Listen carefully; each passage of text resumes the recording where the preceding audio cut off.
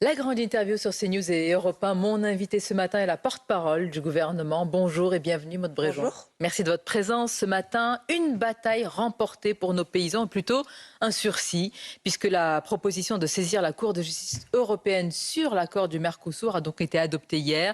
L'effet immédiat, précisons-le, étant une suspension du processus de ratification. Quelle est votre réaction ce matin? Est-ce que vous criez victoire? En tous les cas, vous soutenez ce sursis? C'est une excellente nouvelle. C'est une excellente nouvelle pour les agriculteurs français et c'est une excellente nouvelle pour les consommateurs européens parce que ce traité n'était ni juste ni équitable. Nous, vous savez, on n'est pas opposés par principe aux échanges commerciaux et les agriculteurs ont eux-mêmes besoin de pouvoir exporter pour vivre.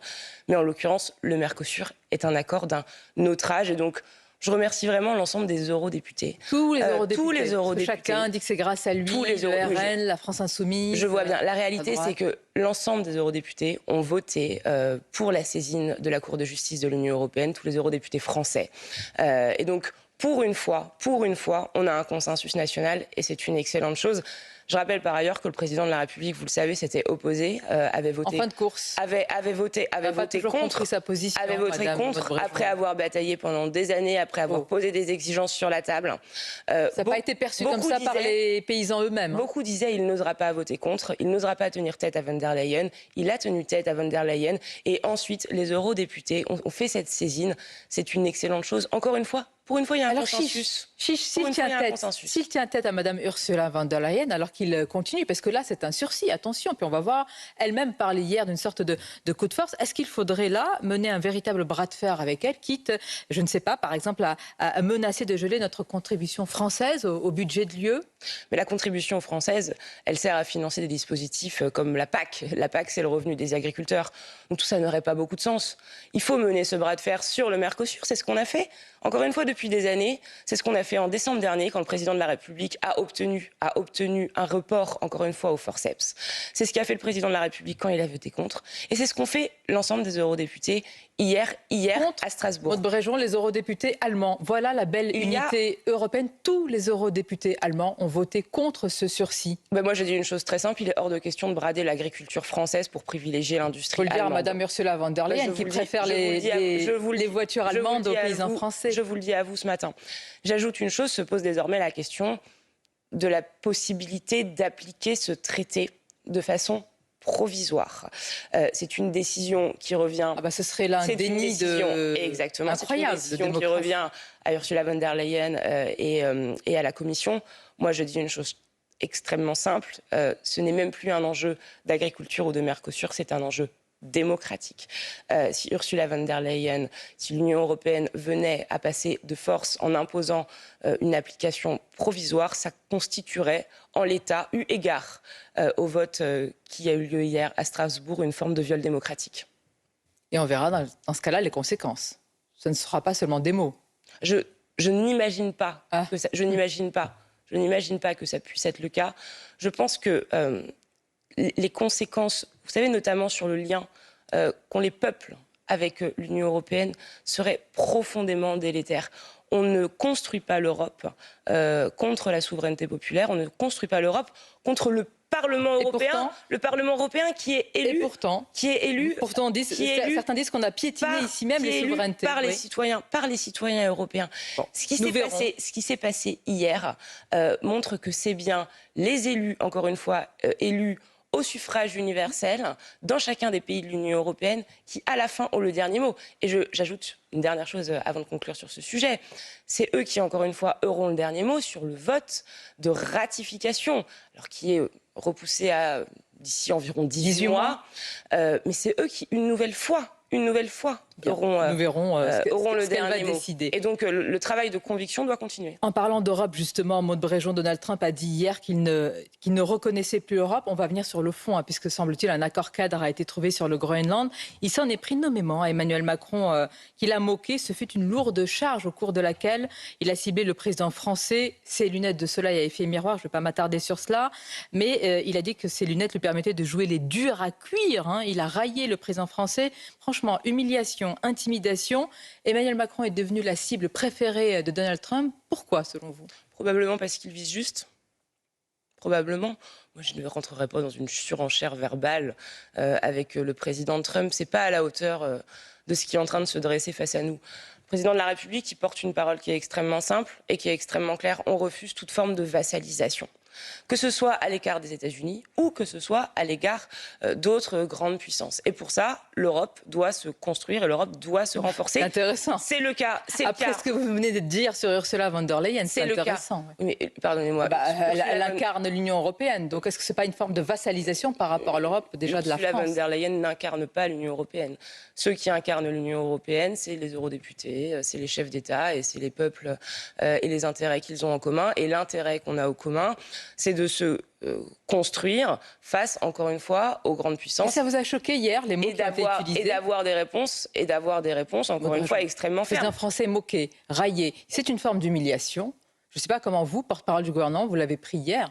C'est à Davos, il y aura un avant et un après un tel discours. Un président moqué à ce point, pourquoi ne le fait-il pas avec le président chinois, avec le président russe, M. Poutine, M. Trump? Vous savez, ça fait certain temps désormais que je ne relève plus les outrances de Donald Trump et je n'ai pas envie de le faire. Ce que je note en revanche, c'est que lorsqu'il s'attaque à la souveraineté du Groenland, par exemple, la réponse d'Emmanuel Macron, ça a été probablement la plus forte au sein des chefs d'État de l'Union européenne.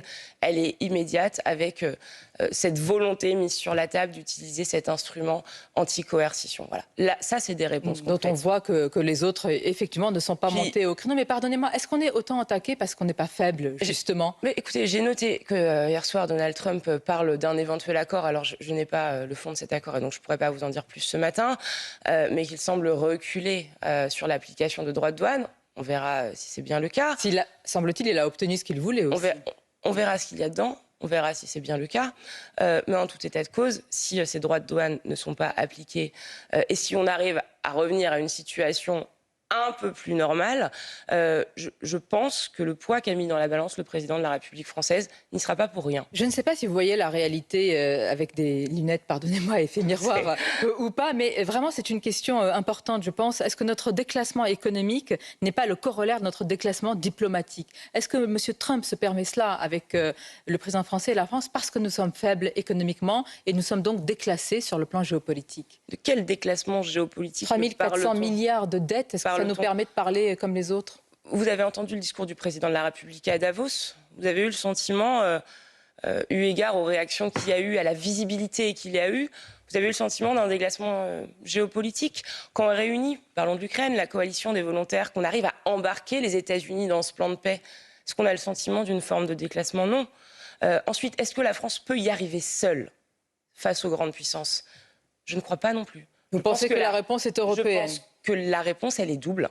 Je pense que la réponse, elle est française parce qu'effectivement, il faut se muscler économiquement, se muscler militairement, mais qu'il y a aussi une réponse européenne. On voit bien que face à Trump...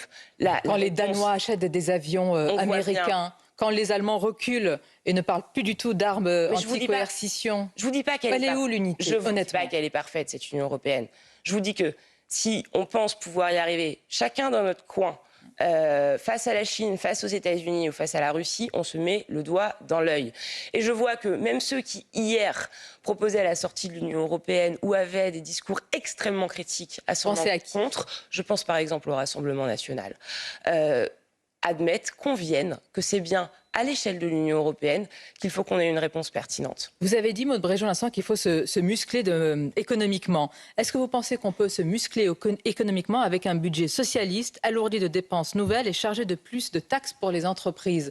En somme, est-ce qu'une France qui vit à crédit peut encore avoir du crédit à l'international? Vous reprenez les éléments de langage du Rassemblement national ou d'une partie de la droite. Les socialistes disent que c'est leur budget, pardonnez-moi. Olivier Faure n'a jamais dit que c'était un budget socialiste. Sur les je vais remettre, je suis un peu je mets un peu l'église au milieu du village. Je suis un peu provocatrice volontairement. Ce n'est pas un budget socialiste. Ce n'est pas un budget de droite, ce n'est pas un budget macroniste, mais ce n'est pas un budget socialiste. Si c'était un budget socialiste, il y aurait la taxe Zuckman. Si c'était un budget socialiste, il y aurait peut-être une augmentation d'impôts pour les ménages ou pour davantage d'entreprises. Ce n'est pas le cas. Il n'y aura aucune augmentation d'impôts pour les ménages. Il n'y aura aucune hausse du coût du travail. Il y aura une revalorisation du travail de par la prime d'activité.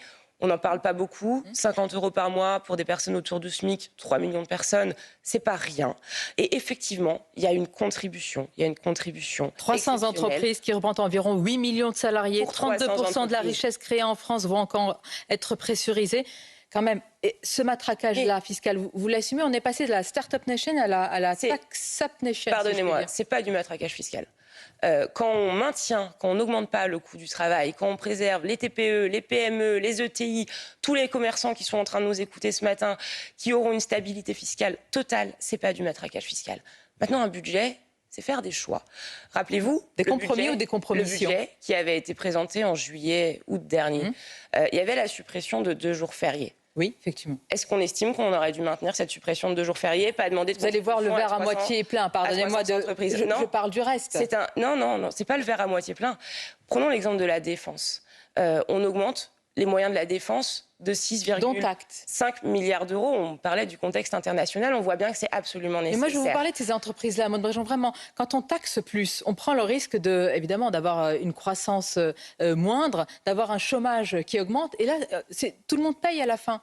Non, tout le monde ne paie pas. Quand on dit que c'est l'État ou l'entreprise qui paye à la fin, les Français trinquent. Tout le monde ne paie pas. Il y avait 440 grandes entreprises qui étaient mises à contribution de façon particulière, ciblée l'année dernière. Ça a été porté par un Premier ministre de droite, Michel Barnier. J'ai eu le grand honneur d'être sa porte-parole. Bruno Retailleau était lui-même membre du gouvernement.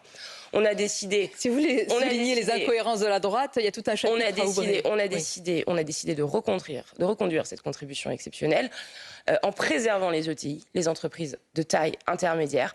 Effectivement, parce qu'on a aujourd'hui des priorités. Et les priorités, c'est la hausse des moyens des armées, c'est la préservation du pouvoir d'achat des Français. Je parle à vous personnellement, Maud Brejon. Moi, je connais vos positions sur la réforme des retraites. Oui. Je connais vos positions sur la politique de l'offre. Vous êtes parmi ceux qui, vraiment, dans la Macronie, vous avez défendu tout cela. Et la politique de l'offre, reconnaissez-la, vous n'êtes pas si à l'aise que ça quand même avec un tel budget. Je ne peux pas le croire. Est-ce que c'est un budget macroniste? Non. Enfin, jusqu'à preuve du contraire. Est-ce que c'est un budget pour la France, surtout? Alors, c'est indéniablement un budget pour la France. Vraiment? Et c'est un budget que j'assume. Je vais vous dire 2 choses. D'une part, moi, je vais aller en circonscription ce week-end et j'aurai aucun problème à dire à mes électeurs, 1, que leurs impôts n'augmentent pas, 2, qu'on va augmenter les budgets alloués aux régaliens et que ceux-là, on les préserve pour leur sécurité, et 3, que les commerçants à Antony, à Bourg-la-Reine et à Châtenay-Malabry, chez moi, seront préservés. Bon. Ensuite, si on voulait un budget macroniste... Merci le patron, le Parti socialiste. Merci les députés qui ont accepté de se mettre à la table des négociations. Merci à la clémence du PS. J'entendais Laurent Wauquiez hier. On ne peut pas dire que Laurent Wauquiez soit socialiste, ou alors j'ai loupé quelque chose. Laurent Wauquiez disait lui-même, c'est pas un budget socialiste, c'est pas un budget de droite, c'est un budget qui est issu d'une situation politique et parlementaire. Tout le monde n'est pas d'accord à droite. David Lisnard dit il faut voter la motion de censure. En étant de droite, on ne peut pas accepter de telles taxes. Élu dans quelle circonscription? Il est maire de Cannes. Bon, il est président de l'association des maires de France. J'entends, mais je pense que les maires, ils ont aussi besoin d'un budget. Voyez. Et puis ensuite, je terminerai là-dessus. Si on voulait faire un budget entièrement à notre main, il fallait gagner les élections. Fallait pas faire de dissolution. Fallait gagner les élections. Fallait pas faire la dissolution. Fallait avoir une majorité absolue. Vous le pensez. Nous d'ailleurs ou d'autres, personne n'a gagné les élections. Personne n'a de majorité absolue. Et donc ça nécessitait de facto d'être en capacité d'avoir ce dialogue-là. Alors, dialogue, qu'en sera-t-il au Parlement et plus particulièrement au Sénat, Maud Brejon, avec ce coup de théâtre, peut-on le dire ainsi, puisqu'on connaît la position du Sénat, mais quand même en séance, les parlementaires de la Chambre haute ont rejeté à 144 voix contre 123 l'article 4. C'est vraiment l'article clé sur le principe de l'euthanasie, du suicide assisté. Les sénateurs dénoncent un basculement anthropologique. Est-ce que vous le comprenez? Oui, je le comprends. Alors, je voudrais commencer par dire que je parle... uniquement à titre personnel, ce qui ne se fait pas pour une porte-parole. Mais le Premier ministre, sur ce sujet, a permis à l'ensemble du gouvernement, il a été très clair, nous avons tous une liberté totale d'expression sur ce sujet. C'est un sujet qui relève de l'intime, des convictions de chacun, des croyances, de l'histoire personnelle. Et donc je respecte vraiment les positions des uns et des autres. Quelle est la vôtre personnellement? Je vous ai rarement entendu parler de blâmer les différents parlementaires. Pour ma part, je n'ai pas voté ce texte en première lecture à l'Assemblée nationale. J'ai bien sûr voté celui sur les soins palliatifs, parce que je pense que la priorité doit être donnée aux soins. J'ai de gros doutes quant à la question de ce qu'on appelle l'aide à mourir ou l'euthanasie, en fonction d'à qui vous posez la question. Je pense qu'on ouvre là, en tout cas, qu'on prend le risque d'ouvrir une boîte de Pandore. Alors on verra comment le texte évolue. Il y a eu un texte présenté par le gouvernement. Le texte sorti d'Assemblée nationale n'était pas le même. Le texte sorti de commission du Sénat était encore différent. Bon. Donc on verra où on en sera à la fin.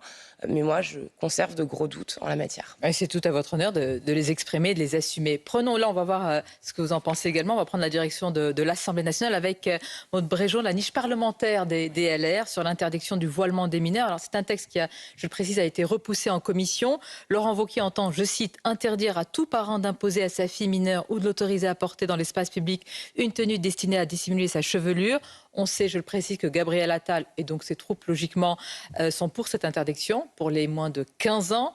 Peut-être qu'il y aura un amendement de la part de Prisca Thévenot en ce sens. Alors, quelle est la position du gouvernement entre un Laurent Nunez, ministre de l'Intérieur, qui est contre, et une Aurore Berger, qui est pour? D'abord, je comprends l'intention de Laurent Wauquiez. Et ce sujet, nous ne le balayons pas d'un revers de main, parce qu'il embarque des enjeux et des questions de laïcité, d'égalité femmes-hommes, de protection de l'enfance, qui sont absolument primordiales. Pour autant, nous avons des doutes avérés quant à l'applicabilité et la constitutionnalité d'une telle loi. L'applicabilité, j'ai souvenir du président du Sénat, Gérard Larcher, dire il y a quelques mois que cette mesure était probablement inapplicable. Bon, on voit bien, quand on écoute les élus locaux, concrètement, que ça risquerait de poser des problèmes. Donc il y a peut-être besoin de réfléchir à comment est-ce qu'on le met en place. Ensuite, on peut estimer, et c'est mon cas, que cette question, si elle doit être posée, doit l'être pour l'ensemble des signes religieux. C'est une deuxième chose. Et enfin, il y a la question de la constitutionnalité. Si on votait une mesure en sachant qu'elle est délibérément inconstitutionnelle, on laisserait donc la charge au Conseil constitutionnel de se prononcer dessus. Moi, je pense que si on doit aller sur ce débat, qui sera, je n'en doute pas, un débat de présidentiel 2027, il faut le faire. Et encore une fois, je ne balaye pas le sujet d'un revers de main, et je ne dis pas que j'y suis opposée. Mais il faut le faire en ayant la préciser votre position, en ayant la certitude, ça puisse passer. Mais vous venez de dire que pour toutes les religions, bel et bien constitutionnel, que la kippa soit interdite pour les mineurs. Mais enfin, je pense que pour les jeunes filles mineures, c'est un signe, vous le reconnaissez volontiers, qui est différent du port de la kippa. Donc vous, personnellement, parce que Laurent Nunez, il dit quand même il ne faut pas stigmatiser. Moi, je ne sais pas qui on stigmatise en dénonçant le voilement des fillettes. Qui stigmatise-t-on ? Encore une fois, je ne vais pas m'exprimer à titre personnel. Mais qui stigmatise ? C'est quand même le ministre de l'Intérieur qui dit on stigmatise. Alors qu'on dénonce le voilement de fillettes. La position du gouvernement, je ne peux pas le croire. La position du gouvernement ne se base pas sur la stigmatisation, elle se base sur le caractère constitutionnel. Mais la femme que vous êtes, que pense-t-elle quand elle voit une fillette voilée à l'Assemblée nationale? Que pense-t-elle dans son cœur, dans son âme, dans sa conscience? Est-ce que je pense que voiler les jeunes filles, que voiler les femmes, ça va dans le sens de davantage d'égalité entre les femmes et les hommes? La réponse est non. Pour des mineurs, La réponse est 2 fois non, du coup. Moi, je me rappelle d'une phrase, cette phrase « On peut être féministe et libre en portant le voile ». C'était Emmanuel Macron qui l'avait dit face à une femme voilée. On peut être féministe et libre en portant le voile. Vous pouvez assumer de tels propos, oui? Vous pensez que c'est le cas? Il y a probablement des femmes qui portent le voile et s'estiment féministes. Et elles ont tout à fait le droit de le penser. Et elles ont tout à fait le droit de le faire. Vous savez, il n'y a pas une démocratie au monde qui interdit le port du voile dans l'espace public. C'est peut-être de l'application. C'est peut-être pour des raisons. Voilà. Ça, vous répondez également au Rassemblement national. Vous dites que c'est impossible. Non, je vous le dis là parce qu'on en parle. Après, est-ce que j'estime que, encore une fois, le port du voile va dans le sens de plus d'égalité entre les femmes et les hommes et va dans le sens de l'émancipation de la femme? La réponse est non. Est-ce qu'en tant qu'élu politique, en tant que porte-parole du gouvernement, en tant que gouvernement, on estime pertinent, eu égard à la Constitution française aujourd'hui, de l'interdire? La réponse est non aussi. On a parlé. Et donc on est sur des sujets complexes. Oui, sociétaux, on n'est pas. On ne peut pas les comparer, mais euthanasie. Dans un débat qui manque parfois de complexité, qui manque parfois de subtilité. Là encore, vous le dites à qui? C'est intéressant. Mais en réalité, il faut prendre en compte ces subtilités. Est-ce que c'est constitutionnel? Oui ou non? Est-ce que c'est applicable?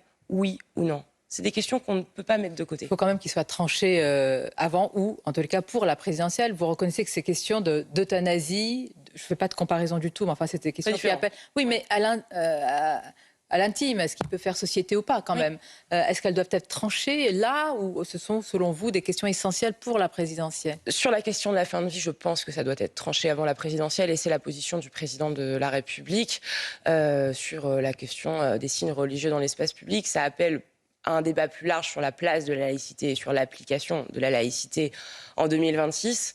La question se posait probablement en des termes différents il y a 20 ou 30 ans. Et ça, il me semble que c'est un beau débat de mais je note que vous si tant assumez est qu'on arrive à l'aborder sans caricature et sans invective, ce qui n'est pas facile. Je le reconnais, mais je note que vous avez des différences avec vos collègues assumées. Écoutez, c'est votre liberté. J'ai mon histoire et je le dis voilà, simplement et avec, encore une fois, beaucoup de respect pour tous ceux qui s'expriment dans le débat public, parce que je crois que c'est des questions sur lesquelles on n'a pas réussi à mettre suffisamment de respect et d'écoute mutuelle, notamment au sein de l'hémicycle de l'Assemblée nationale. C'est bien dommage d'ailleurs.